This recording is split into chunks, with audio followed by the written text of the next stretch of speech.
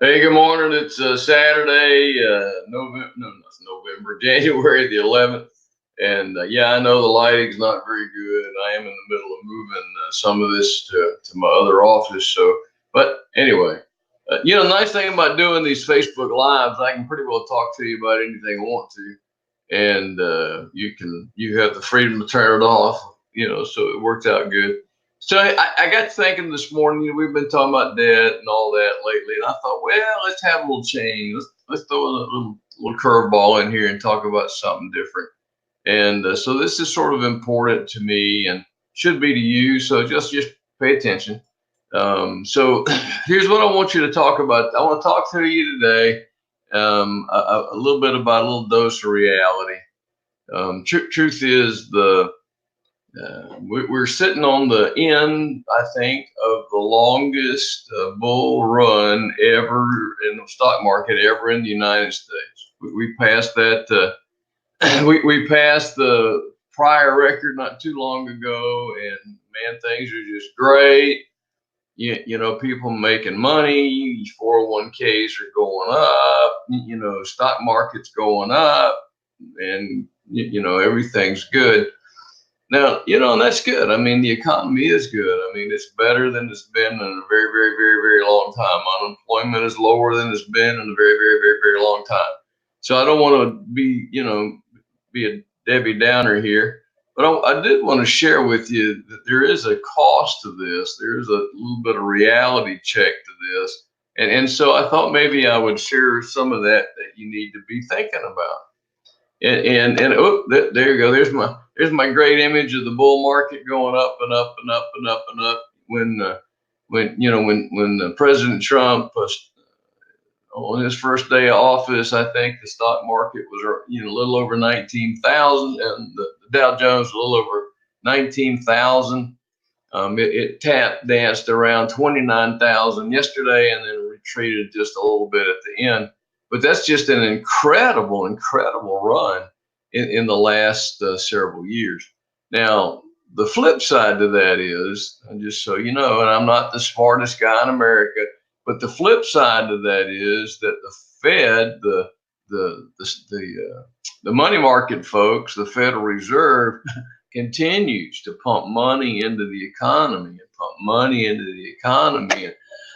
And interest rates continue to be low. And, in some ways, you can make a pretty good argument that these big investors that can borrow at the rate they're borrowing, which is almost nothing, and putting money into them, you can almost make the case that they're betting with house money. But anyway, the market's good, and I'm glad, and things are cool. But there is a flip side to everything, and here it is. This is, if you haven't ever looked at it, go look at the us.clock.org. You can look at it anytime. They got a little phone app and stuff. If you really want to mess with it. These are the numbers that are that show in real time. Now, this was just a snapshot, but it's less than an hour old, by the way. And while our stock market has gone through the roof, so is our national debt. And we currently owe, our national debt is currently $23 trillion. Trillion dollars. And we've added $3-4 trillion in the same period of time that the stock market has gone up so fast. Now, here's the problem. Sooner or later, this chicken's going to come home to roost. And this does not count, by the way, the unfunded liability that we have for Medicare and Social Security, and government pensions. So, I mean, this is a huge, huge debt just ticking away, ticking away, ticking away. And something sooner or later is going to have to happen for that debt to begin to come down. It's just, we can't continue. We're already in debt almost to the point of our GDP, our gross national product, GNP. And I mean, it's just terrible. So anyway, there's a flip side to all things. So here's a couple of things I just wanted to remind you of. It's on my heart this morning. is that I cannot see the future.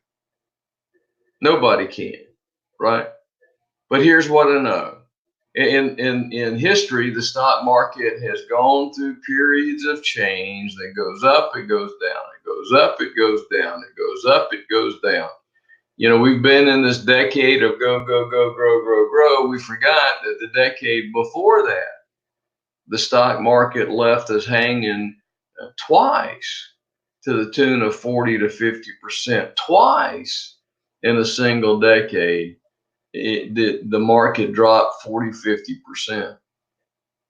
Now, you know, again, I can't see the future, but here's what I know. Sooner or later, there's got to be an adjustment. Typically happens every 5 to 7 years. We're well past that point. So just know, just as I'm sure as I'm sitting here, just know that sooner or later, the market is going to take a tumble. And when it does, and that market comes down, and that bull market becomes the bear market, where are you going to be? Right? Now, if you're young and you know, and adventurous, don't worry about it, I guess. Just keep going what you're doing, and you know, all kind of averages out. But if you've got some age on you, if you know, if your biological clock has been running for a while now, do you have time in your portfolio to take a hit? Do you have time in your portfolio in your lifetime if it went down 40%? If you woke up tomorrow and it went down 20% or 30%, what would that do to your nest egg? Right? And here's really what you want to make sure you avoid. This is from a good friend of mine, Brian Daly, provided that today. And here's where we are. He said, this is the cycle. This is the cycle of people in the stock market. We get greedy and we go up and up and up and up and up and up and up. And then all of a sudden, woo, that slide starts coming down and we watch it fall, and then we react out of fear, and we sell. And we get it backwards. You know, we're buying high and selling low, and that's not the way you win. You got to learn you got to learn to sell high and buy low.